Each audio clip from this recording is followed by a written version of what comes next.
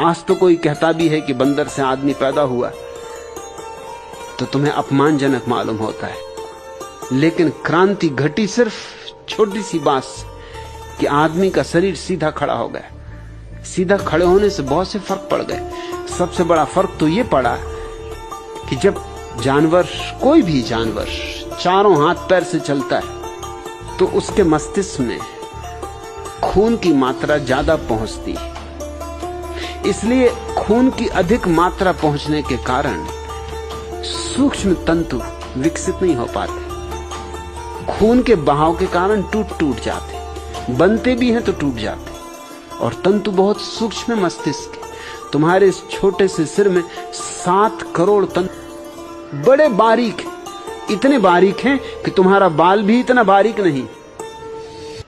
वैज्ञानिक कहते हैं कि अगर मस्तिष्क के तंतुओं को एक के ऊपर एक, एक के ऊपर एक रखा जाए तो 1000 तंतुओं को रखने से तुम्हारे बाल की मोटाई के बराबर तंतु बनेगा। इतने सूक्ष्म तंतुओं को जरा ही खून की गति ज्यादा हुई कि वो टूट जाते। उनके टूट जाने से मस्तिष्क विकसित नहीं हो पाया जानवरों का। आदमी खड़ा हो गया 2 पैर से। इसका परिणाम सबसे बड़ा तो यह हुआ कि गुरुत्वाकर्षण के विपरीत होने के कारण उसके सिर तक खून कम पहुंचने लगा। स्वभाव था, क्योंकि गुरुत्वाकर्षण नीचे की तरफ खींचता है वस्तुओं को, खून को भी नीचे की तरफ खींचता है।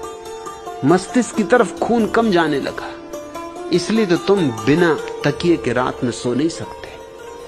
अगर बिना तकिए के सोओगे तो जागे ही रहोगे, क्योंकि खून इतना पहुंचता रहेगा मस्तिष्क में कि वो तुम्हें सोने नहीं देगा, जगाए रखेगा, तंतुओं में हलबड़ी मचाए रखेगा। इसलिए तकिया चाहिए। तकिया तुम्हारे सिर को ऊंचा कर देता है, शरीर को सिर से नीचा कर देता है। खून कम पहुंचता है। खून कम पहुंचता है तुम आराम से।